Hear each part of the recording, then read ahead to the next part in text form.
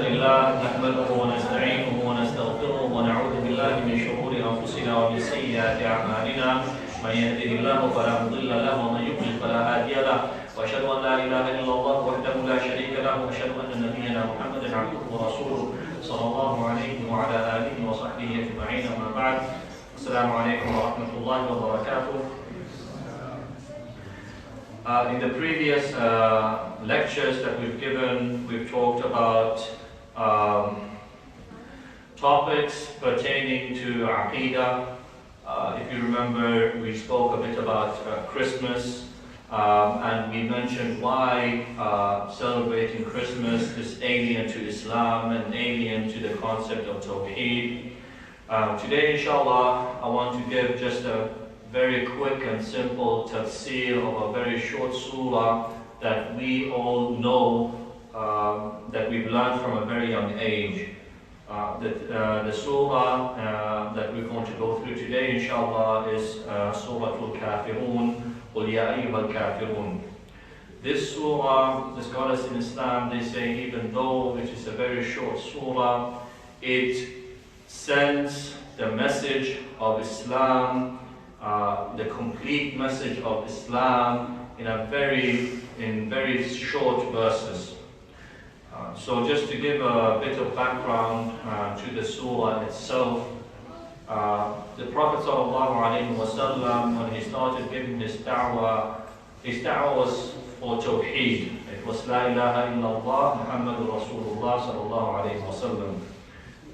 Now, the early mushrikun of Mecca, they tried to find compromises with the Prophet ﷺ.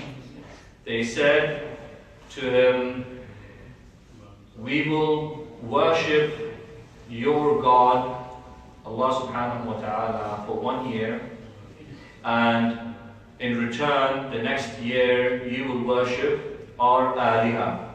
Because they did not have just one God, but they had aliha, meaning many different gods and idols. So this is the context in which Surah Al-Kafiroon was revealed. Now, in religion, especially in Islam, there is no such thing as compromising when it comes to the fundamental aspects of the faith. When it comes to Aqidah, Tawheed, there's no leeway, there's nothing to compromise on.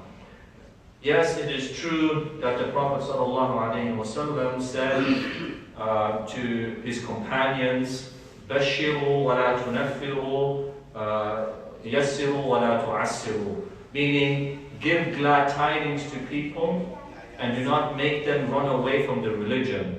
And the Prophet ﷺ also said, Yassiru wa la tu'assiru, make things easy for the people, don't make it difficult for the people. So when it comes to fiqh aspects, yes, there's ikhtilaf, there's aqwal, there's different madahib and so on. And fiqh in itself is something that refers to the understanding of the verses and understanding of the hadith. So one imam's understanding might be slightly different from another imam's understanding. Even the companions, radiyallahu anhum ajma'een, their understanding of the ahadith of what the Prophet ﷺ would say would sometimes be slightly different. And we all know that famous example that scholars give, where the Prophet ﷺ told his companions, do not pray Salatul Asr until you reach such a place. Even the companions themselves, they had ikhtilaf, they had a difference of understanding. What did the Prophet ﷺ actually mean? Yani, the point I'm trying to make is that there are certain aspects of the religion where there's leeway, where you can debate, where you can have difference of opinion. But at the same time, there's aspects of the religion where you can't have a difference of opinion. One of the famous scholars recently, Shaykh Al-Albani, rahimahullah, he had an argument with a man. And the man, he said to the Shaykh, he said, there's not a single verse in the Quran except that people have difference of opinion on. Every single verse you quote in the Quran, there's always going to be some kind of ikhtilaf. And then the great Imam said to the man, قُلْ هُوَ اللَّهُ أَحَدٌ قُلْ هُوَ اللَّهُ أَحَدٌ هل فيها اختلاف? Is there an ikhtilaf in قُلْ هُوَ اللَّهُ أَحَدٌ? There's no ikhtilaf. So it shows that there are certain parts of the religion that are set in stone. And those things are aqidah. So if Allah subhanahu wa ta'ala tells us that these are the names of Allah and the sifat of Allah, if anyone goes against that, then that actually becomes going against the religion, and that is how a person becomes deviant. But let's say a person decides holding his hands in a certain way in salah, or these kind of things, that might not be to the same extent. So, قُلْ يَا أَيُّهَا الْكَافِرُونَ was sent down by Allah subhanahu wa ta'ala to make a clear distinction, to tell the Prophet sallallahu alayhi wa sallam and the companions and those that came after, that when it comes to worship, when it comes to ibadah, that is a very straight line. You can't compromise on that. So Allah subhanahu wa ta'ala says in that verse, قُلْ يَا أَيُّهَا الْكَافِرُونَ say, O you who disbelieve. Now, the word kafir and kuffar, sometimes certain people, they dislike using these words. But the reality is, Allah subhanahu wa ta'ala is the one that is referring to the people in that way. There's no issue, there's no problem in calling a person who disbelieves a kafir or kuffar as a as a group of people. However, it doesn't mean that every single time you have to refer to people as a kafir. Sometimes you have to use hikmah, wisdom. If you know that using certain terms will push a person away from you, then you might not use that term. You might use a term that you know will bring the person closer to you and listen to what you have to say. And we have that example in the Quran, where Yusuf alayhi salam in the prison, he says, Ya sahibay sijni, O my fellow companions in the prison. Even though they were disbelievers, he could have said Ya kuffar, Ya ayyuhal kafirun, or something like that, right? But he didn't. He knew that for every situation there was a certain way to speak to bring people's heart towards him. Similarly, when Ibrahim alayhi salam, when he spoke to his father, he could have used very harsh terms. He could have said, you're a kafir. But he didn't. Every time he spoke to his father, he would say, Ya abati, Ya abati. Why? Out of respect, because he's his father, even though his father was a kafir. But also to move his heart, to try to bring him closer to the truth. And you see this in the character of the Prophet ﷺ too. When he's speaking to the people of Quraysh, he tries to use good terms. He tries to invite them to Islam. And this is how a Muslim should be. And this is what Allah subhanahu wa ta'ala mentions about the Prophet ﷺ in the Quran, where Allah subhanahu wa ta'ala said, وَلَوْ كُنْتَ فَضًّا غَلِيظَ الْقَلْبِ لَانفَضُّوا مِنْ حَوْلِكَ. Meaning, if you, O Muhammad sallallahu alayhi wa sallam, would have been harsh, stern, لَانفَضُّوا مِنْ حَوْلِكَ, they would have left you. No one would have been there with you, listening to your message. So, yes, calling people kafir or calling them kuffar, there's a mention of that in the Quran and even in the Sunnah. But does it mean that you always have to use this term? No. So you have to also use hikmah, you have to use understanding. Where are you in the world? What is your position? Who are you talking to? And so on. This is why even in the Quran itself, the Ahlul Kitab, the Jews and the Christians, even though technically speaking, they are disbelievers. Allah says it in the Quran himself. لَقَدْ كَفَرَ الَّذِينَ قَالُوا إِنَّ اللَّهَ ثَالِثُ ثَلَاثَةٍ لَقَدْ كَفَرَ الَّذِينَ قَالُوا إِنَّ اللَّهَ هُوَ الْمَسِيحُ ابْنُ مَرْيَمَ. This is kufr. It's kufr sarih. No doubt about it. But even then, Allah subhanahu wa ta'ala uses in other parts of the Quran terms that will bring them closer. يا أهل الكتاب قل يا أهل الكتاب تعالوا إلى كلمة سواء بيننا وبينكم. So Allah subhanahu wa ta'ala refers to them as people who have received scripture. Why? In order to bring them back. When Allah subhanahu wa ta'ala talks about people who used to kill prophets, He doesn't refer to them as killers of the prophets.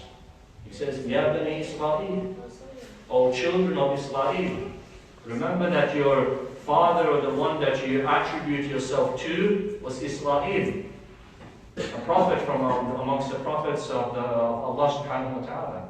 So this again, I just want to emphasize that point, that yes, in Islam it is allowed to use kafir, kuffar and so on, but hikmah sometimes overrides that.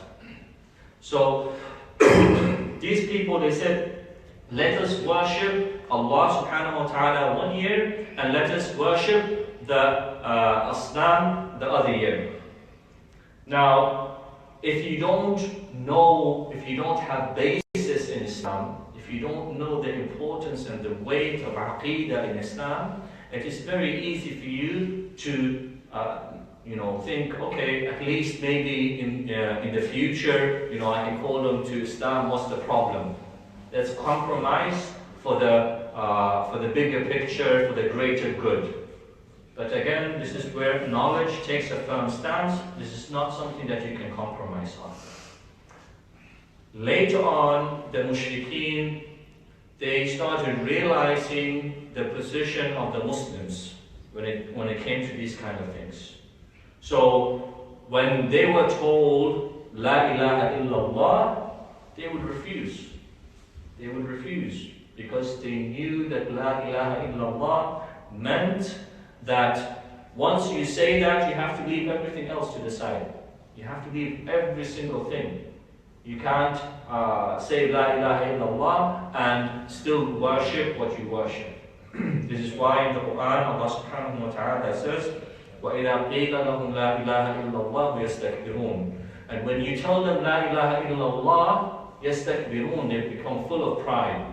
وَيَقُولُونَ أَإِنَّا لَتَارِكُوا آلِهَتِنَا لِشَاعِرٍ مَجْنُونَ. They say, shall we leave worshipping our idols because of a sha'ir majnoon, meaning the Prophet sallallahu alaihi wasallam?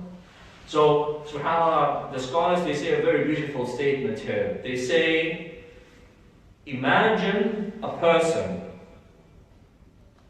who understands Islam in a way that is different from the understanding that Abu Jahl had when it came to Islam. Yani, in other words, imagine if Abu Jahl and Abu Lahab understood Islam better than most Muslims or people who attribute themselves to Islam today do.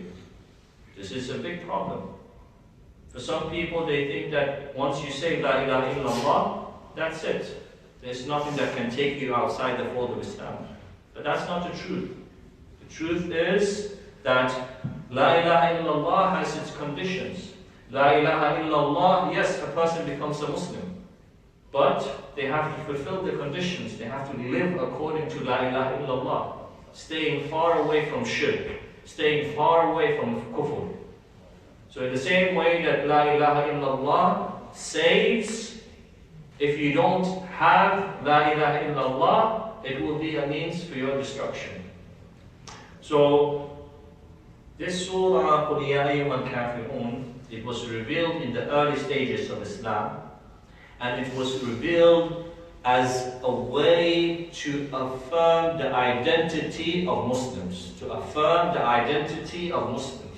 As a Muslim, you're different. As a Muslim, you're different from other people because you know the purpose of life. And that purpose of life is that one and same message that all the prophets ﷺ would come with again and again. Allah subhanahu wa ta'ala says, وَمَا خَلَقْتُ الْجِنَّ وَالْإِنسَ إِلَّا لِيَعْبُدُونَ I have not created jinn or mankind إِلَّا لِيَعْبُدُونَ except to worship me. And that's why Allah subhanahu wa ta'ala sent prophet after prophet after prophet. And even though sometimes when you speak like this, when you give these type of lectures, people, they will tell you, you're talking to Muslims. We're already Muslims, but you're talking to us as if we are mushrikeen. Alhamdulillah, we believe in Allah. Why do you keep talking about Tawheed, Tawheed, Tawheed? And why do you talk about shirk, shirk, shirk all the time? And the simple answer to that is in the statement of Ibrahim alayhi salam. When Ibrahim alayhi salam would make dua to Allah, he would say, "Oh Allah, save me and my offspring, and na'bud al-asnam," that we fall into the sin of worshipping idols. And the great lesson in that is that if Ibrahim alayhi salam, Khalilur Rahman, the one who stood up for Tawheed and fought against shirk his entire life, if such a person is still fearful of falling into shirk, then where are we? So this is why the Prophet ﷺ, the 13 years that he spent in Mecca, and we've gone through a bit of the seerah of the Prophet ﷺ before. Sorry. Every time the Prophet ﷺ would focus on Tawheed. And this is why in the Quran, if you see all the chapters that are revealed in Mecca, they're on this topic. This topic of Tawheed. And if a person really understands Tawheed, then they understand Islam completely. But if you find Tawheed to be boring, if you find Tawheed to be something that only children learn, that Allah is one and you move on, then you haven't really understood Tawheed. Because there's so much aspects of Tawheed that delve into more issues. Just an example, I'll give you a quick example. The major sects today that you hear about, or you might have heard about in the past, the sects of Jahmiyyah and so on. These sects, the reason why a lot of them are classed to be a little bit deviant is because of Tawheed. When it comes to the asma and sifat of Allah subhanahu wa ta'ala, they say certain things that do not conform with the jama'ah, the Ahlul Sunnah wal Jama'ah. So this makes it very important for a person to understand what Tawheed is. Tawheed is not only to say Allah subhanahu wa ta'ala is one. There's more to it. So, Surah Kafiroon comes as a reminder to Muslims that Tawheed is the one thing that Muslims can't compromise on. And to reaffirm the character of the believer, that no matter where you are in the world, you stay true to these teachings.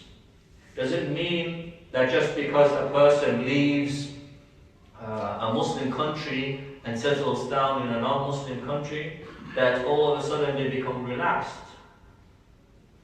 That they take part in the celebrations of other people? And even though, if you want to argue and say there's nothing wrong with the celebrations, at the very least, it is a slippery slope. It's a slippery slope. Today you do certain things, tomorrow you add to that, and then your children add to it, and that leads to more and more problems.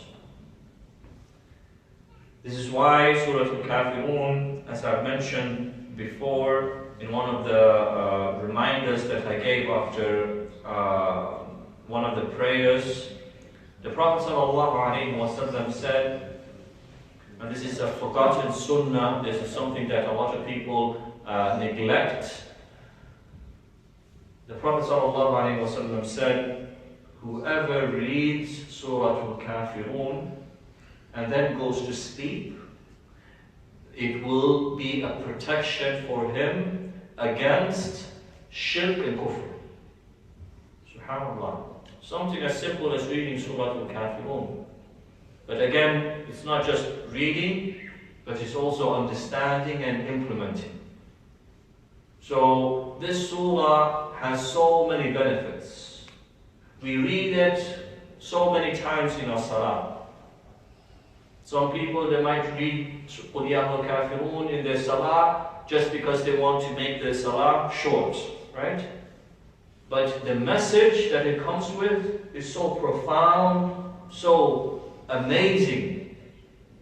And it is even more amazing to a Muslim that finds himself living amongst non-Muslims. Because this surah was revealed at a time where the Prophet ﷺ found himself living among non-Muslims in Mecca, in the same situation. And Allah subhanahu wa ta'ala through wahi, through revelation, told the Prophet ﷺ, stay firm. In other places in the Quran, Allah subhanahu wa ta'ala told the Prophet ﷺ, فَاصْطَعْ بِمَا تُؤْمَرُ وَأَعْرِضْ عَنِ الْمُشْرِكِينَ.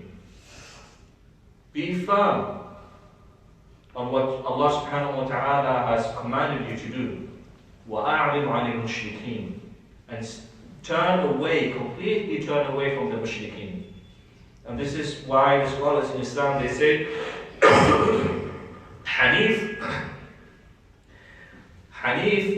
the term that is described, that Ibrahim alayhi salam is described with, is a term that shows that a person has completely turned away from shirk and turned completely towards tawheed. And Ibrahim alayhi salam is the best example when it comes to someone fighting for tawheed. Him and the other prophets alayhi salam. Ibrahim alayhi salam stood up for tawheed.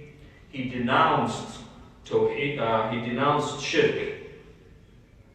Not only that, but he denounced its people. He didn't associate himself with the mushrikeen. He still gave them da'wah. His own father, he would keep giving da'wah, treating them nice. But he would stay far away. What happened when Ibrahim alayhi salam was called to the celebration they had in the city? You know the story about Ibrahim alayhi salam when he was young and they invited him. There was supposed to be a big festival in the city. And they were supposed to, for their idols. But Ibrahim alayhi salam, he knew this was something that went against the religion. So he stayed behind. And what did he say? He said, Inni saqim, I am sick. And that's when he destroyed the idols.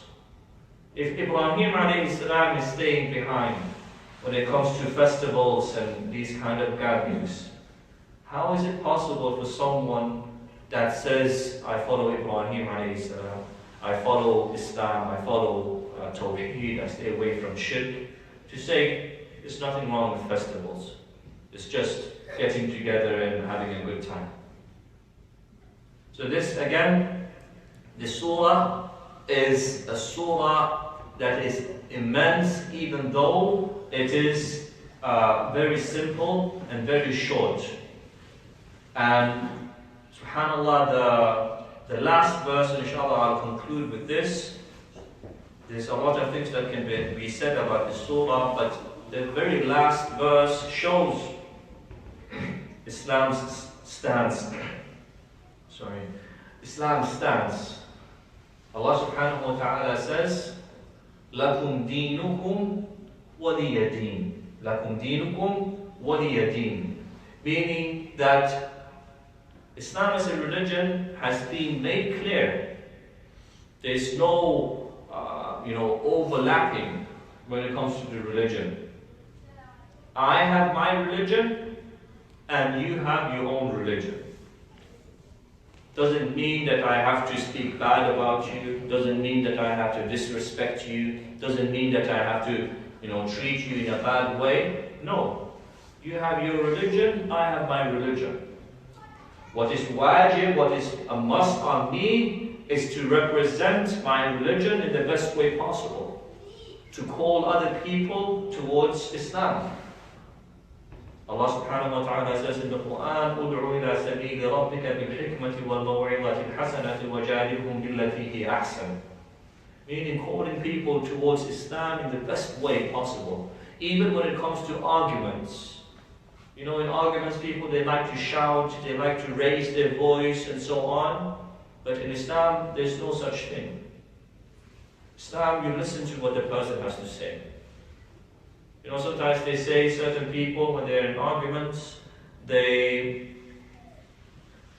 say, are you listening to what the person is saying, or are you just waiting to reply? Some people, when they get into arguments, the only thing is, while the other person is talking, they're thinking about, what can I say next? But that's not how an argument is. An argument is civilized. You listen to the person, you take notes, and you respond to the person's questions. You see on some of the channels, specifically, I don't want to say this, but a lot of the Muslim channels and Arab channels, whenever there's a munadhara or a munaqasha, what happens? Shouting. It becomes physical. Throwing things and shouting. You can't hear the person that is in between. He tries to stop people. He's saying, please take it easy and so on. This is not Islam. This is not how it's done, right? So Islam encourages people to, have those discussions, but you can't have those discussions except that you know your own basis. You have to have a firm basis. And I think I've mentioned this before, but I'll mention it again, and inshallah we'll conclude here. There was once, sorry, I want you to all pay attention, both brothers and sisters. There was once a student, talib ilm. This young man had gone somewhere to seek knowledge, to study. Now, he came back to his home country, and he was eager, and he was passionate. And he wanted to have arguments with the elders in his community, the people that were known for their knowledge. So, when he came back, he met a man that was not Muslim. And he thought, this is my opportunity. Let me show the people my knowledge. So he had an argument with the man. The man said to the young boy, he quoted a verse of Quran. He said something in Arabic to him. And the man said, this is part of your Quran. How do you respond back? What is your jawab? The young boy, he didn't know what to say. He shook his head, he scratched his head, thinking, what can I say? After a while, the old man said to the boy, he said, I'll stop you right there. He said, the thing that I quoted to you is not even Quran. It's not even Quran. But he said, the fact that you didn't know that it was not Quran shows me that you don't even know your own basis. If you don't know what Allah subhanahu wa ta'ala has said in His book, in what position are you to argue with other people about religion? That's a very strong point.